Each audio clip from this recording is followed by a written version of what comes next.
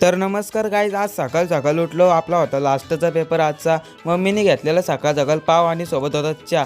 आन मामाचा होता बड्डे. बोलतो थांब येते कालापूरला. बोलत चल इकडं बघतोय ते यांचा काहीतरी मोठा विषय चाललेला.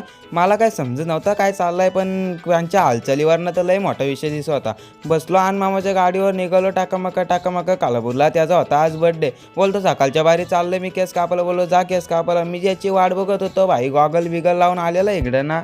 भाईच्या गाडीवरती बसलो. एवढी पाच गाडी चालू होता. मला भीती वाटत होती माझी केस उडून नको झालं. तरी मग भाईलो चल जाऊ दे. इकडं आलो पाठावर. महाराष्ट्राचे आराध्य दैवत छत्रपती शिवाजी महाराजांचं दर्शन घेतलं आणि आपल्या राम मंदिराचं पण दर्शन घेतलं.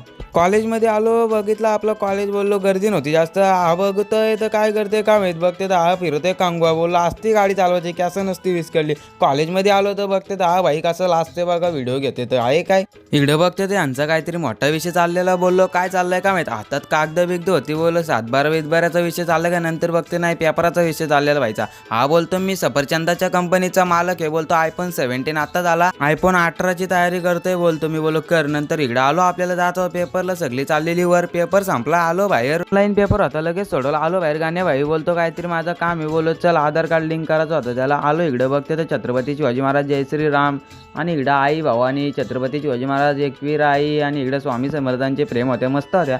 भाईवाला बोलतो चल वडापाव आहे की एक. बोलत चल भाई खाऊ मला भूक लागले जाम. वडापाव आला बघते त्यात नुसतं तेलच आहे. वडं कुठं गेलं तर काम आहे. नंतर बघते त्या भाई निगडा वडा आणलं लगेच एक. त्यातला सांडोला पण घाली. मग दुसरा जाऊन आणला. मग तो घेतला वडापाव खाल्लं. निघालो टाकामाका. गुरुवार बाजारातून टाकली गाडी. आलो कंपनीकडनं बाहेर निघाला. तर इकडं भाई बोलतो चाललंय कामाला. बोललो जा भाई मी पण चाललो घरी. माझी केस बघ कशी विस्कळली. तर सगळं उंदीर घुसलेला आतमध्ये. इकडं पुढं आलो. घेतला कोण. बोललो जरा कोण काही जावं घरी. पुढं गेलो तर गाडी पण लगेच भेटली.